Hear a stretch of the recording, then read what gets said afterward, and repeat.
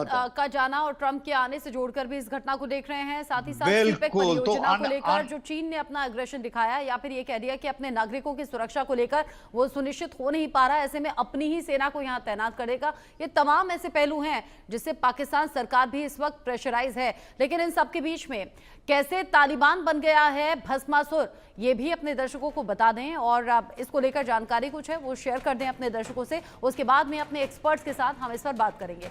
तालिबान कैसे बन गया है भस्मासुर, ये आप जानिए, क्योंकि खैबर पख्तूनख्वा में पाकिस्तान सरकार यहाँ पूरी तरह से बेअसर बनती हुई नजर आ रही है। पैठ बढ़ाता जा रहा है यहाँ पर तहरीके तालिबान, और अफगानिस्तान बॉर्डर पर जो फौज है उसका कंट्रोल किसी तरीके से नजर आता नहीं। ऐसे में जब कंट्रोल खो जाए तो हालात कैसे होते हैं अंदाजा आप लगा सकते हैं।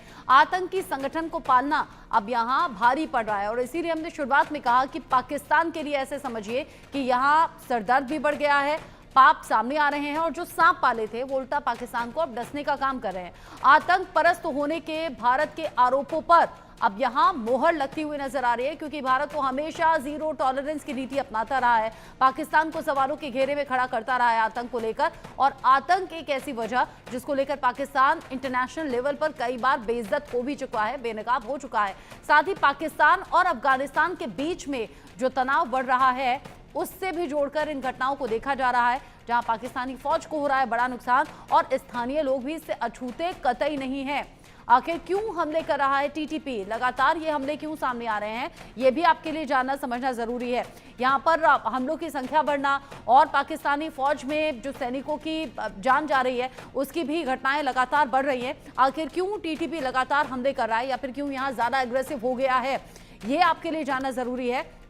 यहाँ पाकिस्तान में जो हालात हैं, पाकिस्तान में इस्लामी शासन की मांग लगातार हो रही है। जो हालात बने हुए हैं, हथियार के दम पर सरकार गिराने का ऐलान भी किया जा रहा है और ये इसका असर भी दिख रहा है। पाकिस्तान को इस्लामिक अमीरात बनाने की कोशिश यहाँ नजर आ रही है और इसीलिए टीटीपी बार बार हमले कर रहा है। अफगानिस्तान की तर्ज पर ही इस्लामिक अमीरात यहाँ पर चाहता है टीटीपी और इसीलिए पाकिस्तान को निशाने पर रखे हुए है। पाकिस्तान के खिलाफ टीटीपी ने जिहाद का एक तरीके से ऐलान कर दिया है। लड़ाकों से पाकिस्तानी सेना पर हमले करने के लिए कहा गया है और उन हमलों का असर भी आप देख रहे हैं लगातार पाकिस्तान में सैनिकों पर।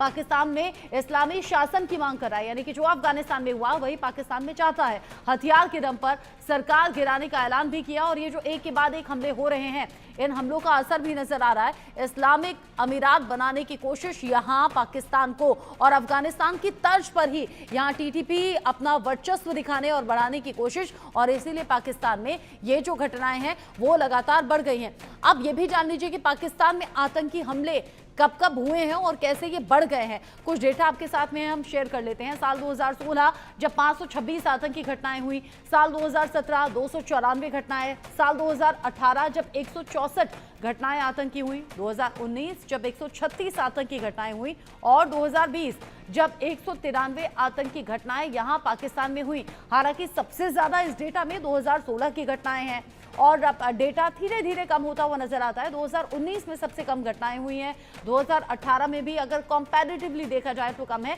लेकिन 2020 में फिर से बढ़ गई। 2018 और 19 के बाद में 2020 में फिर से घटनाएं बढ़ गई और जिस तरीके से अभी की घटनाएं हैं ऐसा लग रहा है कि लगातार पाकिस्तानी फौज को भी निशाने पर लिया जा रहा है। अब 2020 के बाद 2021 आ जाइए, जहां हुई है 268 घटनाएं, 2022 जहां हुई है 365 घटनाएं, 2023 527 घटनाएं और 2024 यानी कि अब मौजूदा साल में 480 घटनाएं सामने आ चुकी हैं। लेकिन इससे पहले वाले ईयर में यानी कि 2023 के साल पर अगर आप नजर डालें तो यहां बहुत ज्यादा घटनाएं घटी और अब 2024 में भी ये घटनाएं लगातार बढ़ी हैं।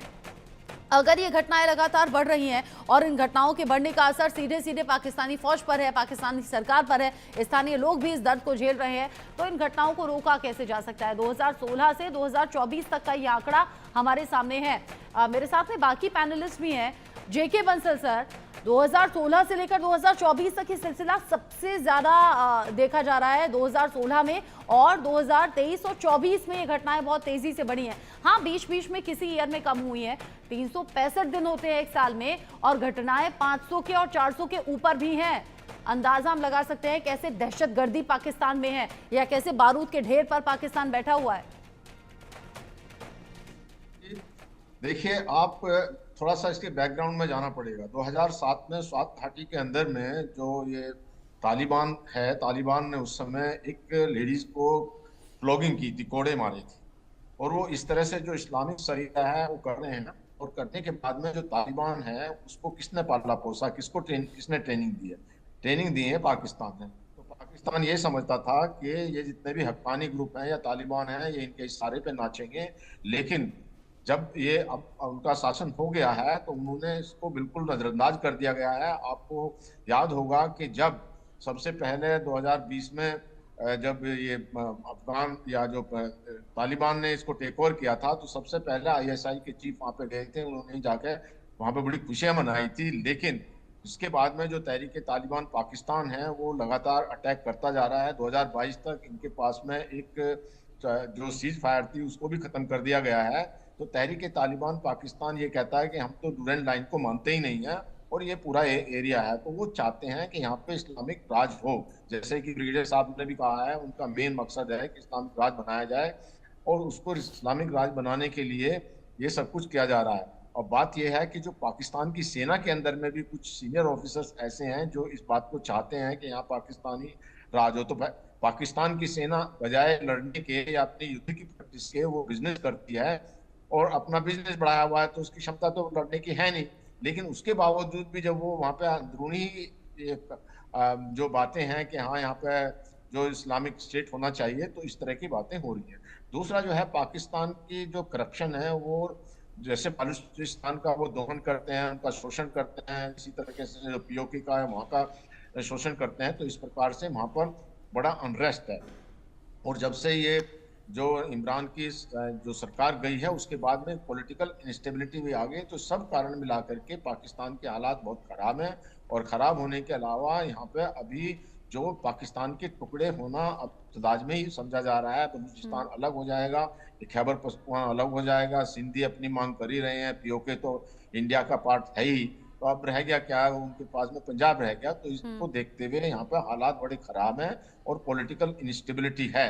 अब जो है ट्रंप के आने से जो इमरान खान को भी फर्दर सपोर्ट मिलेगी और सपोर्ट मिलने से जो अभी इमरान खान को भी बहुत जो उनको एलिनेटेड किया गया है, हालांकि बेल दे दी गई है, लेकिन उनके घर का जो है वो तलाशी दी गई है कि वहाँ पे कोई टेररिस्ट तो नहीं छुपे हुए हैं।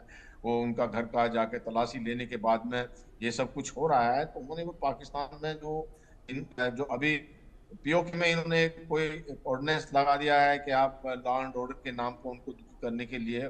लेकिन उसके बाद में वहाँ पे भी बहुत प्रोटेस्ट हो रहे हैं और बहुत धरना प्रदर्शन हो रहे हैं, उसकी प्रति को जला दिया गया है। तो ओवरऑल जो पाकिस्तान की जो इकोनॉमिक है वो तो बिल्कुल खस्ता हालात में ही है और लॉ एंड ऑर्डर भी बहुत खराब है। और जो रेटिंग है वर्ल्ड में उनकी बहुत खराब, 143 कंट्री के अंदर में जो रेटिंग हुई है इनका 144वां नंबर है। मतलब थर्ड जो है वर्स्ट कंट्री है लॉ एंड ऑर्डर के हिसाब से। तो इस तरह से पाकिस्तान के हालात बहुत खराब हैं।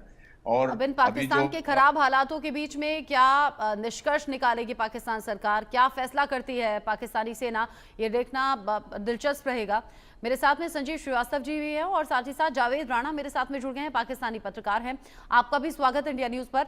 जावेद राणा जी, पाकिस्तान से जो रह रहकर खबरें सामने आ रही हैं वो परेशानी बढ़ाती हुई नजर आ रही है। किसी भी देश की सेना अगर इस कदर नुकसान झेलती है तो अंदाजा लगा सकते हैं कि वहां की सरकार के लिए कितना बड़ा चैलेंज होगा और वहां सेना के लिए कितनी बड़ी ये चुनौती होगी। एक महीने में करीब 50 सैनिकों को खो दिया, 2 दिन में 29 सैनिकों की बहुत निर्मम तरीके से मौत हो गई है। क्या कर रही है पाकिस्तान सरकार और क्या तैयारी है पाकिस्तानी सेना की? देखिए, पहली